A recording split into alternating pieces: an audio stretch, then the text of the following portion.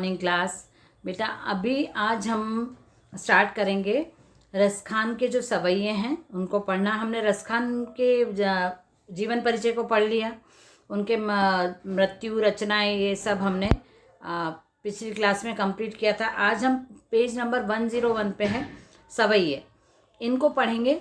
और आज थॉट भेजा है, आज का थॉट क्लास में लिया था हमने, दीपेश ने बोला था, तो दीपेश से आपने थॉट सुना भी होगा, उसने एक्सप्लेन भी किया था, तो होप आपको समझ में आ गया होगा।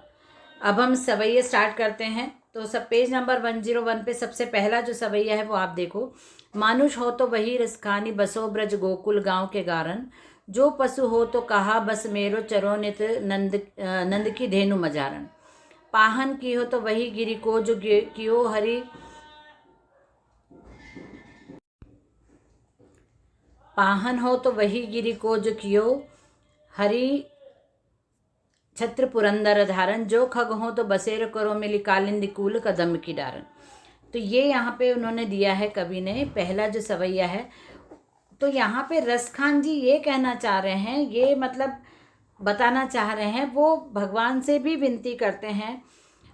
उनको कृष्ण के सानिध्य में, कृष्ण का दर्शन, कृष्ण की भक्ति इतनी ज़्यादा प्रिय है कि वो भगवान से प्रार्थना करते हैं कि यदि आप मुझे, जो अगला मेरा जन्म है, या मैं हर जन्म के लिए वो ये प्रार्थना करते हैं कि मुझे यदि मनुष्य का जन्म मिले तो मैं ब्रज में ही, गोकुल के गांव में ही जन्म लेना चाहूँगा, जिससे मुझे कृष्ण भक्ति, कृष्ण दर्शन और कृष्ण का सानिध्य प्राप्त हो।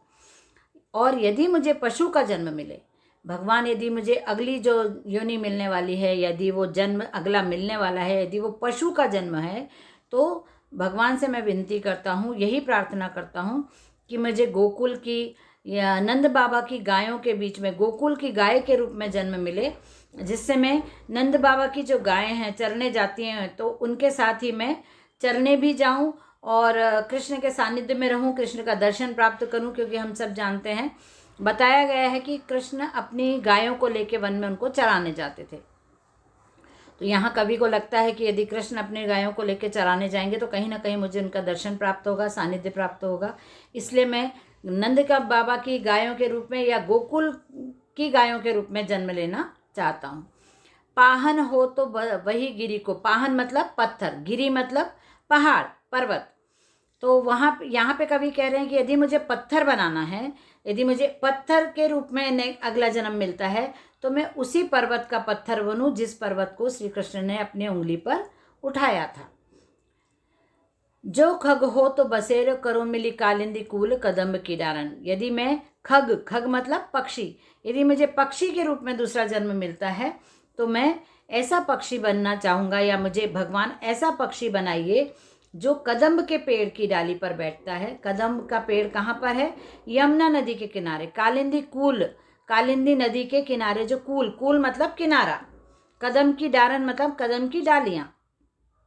यहाँ पे कवि यही कह रहे हैं कि यदि मुझे पक्षी का रूप मिले, पक्षी के रूप में जन्म मिले, पक्षी की योनि में जन्म में जाऊं, तो मैं कालिंदी वृक्ष के डाली पर बैठने वाला पक्षी बनना चाहूँगा, जो नदी के किनारे है, यमुना नदी के किनारे है। वो ऐसा क्यों चाहते हैं? जिससे वो कृष्ण भगवान के दर्शन कर सकें। सब जानते हैं कि कृष्ण भगवान नदी पर जाके अपनी गोपियों के साथ जाते हैं, अपने ग्वाल वालों के साथ जाते हैं, वहाँ पे लीलाएं करते हैं, वहाँ पे घूमते हैं। इसलिए वो पक्षी बनना चाहते हैं, कदम के पेड़ की डाली पर बैठा हुआ, जिससे वो कृष्ण भगवान के दर्शन प्राप्त कर सकें। इसके बाद है सेकेंड वाला है, या लकुटियरु कामरिया पर राज तिहु पुर को तजीडारो, आठों सिद्धि नवो निधि के सुख, नंद की गाय चराई बिसारो। रसखान कबो इन आखिन सो, ब्रज के बनबाग तड़ाग निहारो, कौटिक ए कलधौत के धाम, करील की कुंजन ऊपर वारो। ये सेकंड वाले में उन्होंने बताया कि जो भगवान रहते हैं उनका जो वेशभूषा रहती है, वो ग्वाले के रूप में रहते हैं गांव के।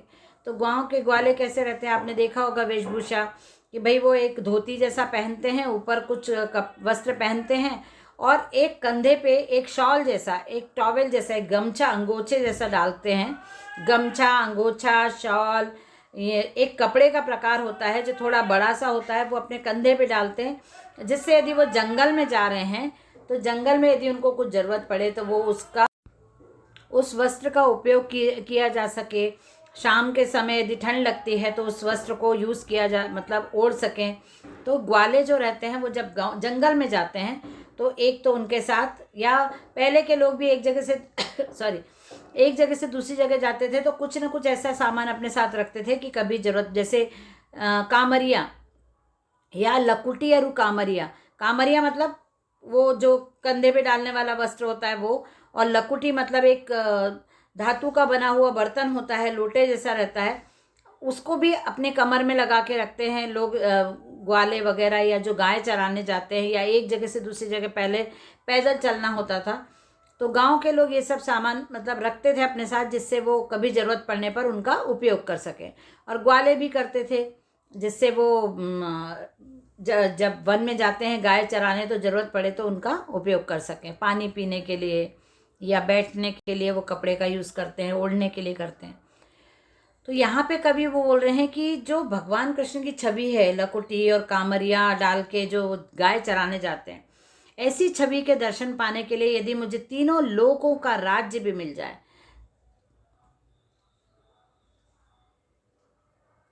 तीनों लोकों का राज्य भी मिल जाए तो भी मैं उसको निछावर कर दूंगा। कुछ भी मुझे मिल जाए लेकिन कृष्ण की यदि मुझे छवि के दर्शन होते हैं तो तो मैं अपना सर्वस्व, 3 लोकों का राज्य भी उस पर निछावर करने के लिए तैयार हूँ। 8वां सिद्धि, हमारे यहाँ 8 सिद्धियाँ बताई गई हैं। यदि आपको सिद्ध बनना है तो तब आराधना के द्वारा आप सिद्धियों को प्राप्त करके आप एक पूर्ण रूप से व्यक्ति बन सकते हो, पूर्ण पुरुष बन सकते हो।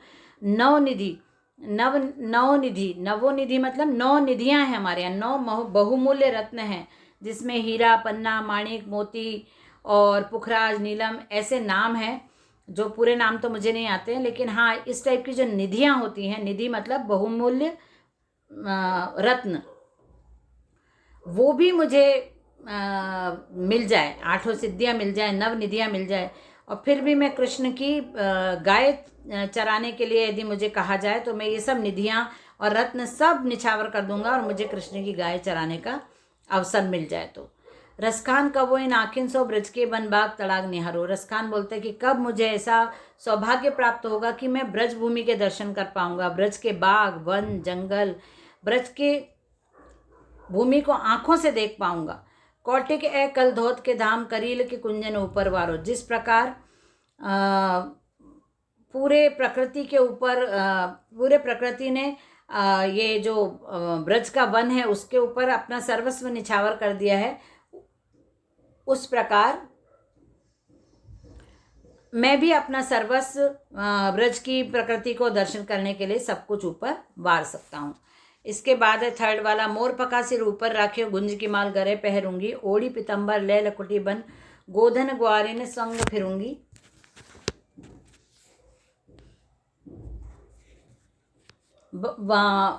भावत वो ही मेरो रसखानी, सो मेरे तेरे कहे स्वांग करूंगी, या मुरली मुरलीधर की अधरान धरी अधरान धरूंगी।